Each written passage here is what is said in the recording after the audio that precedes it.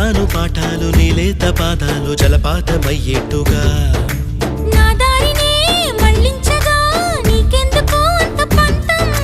మంచేతిలో ఉంటే కదా ప్రేమించడం మానటం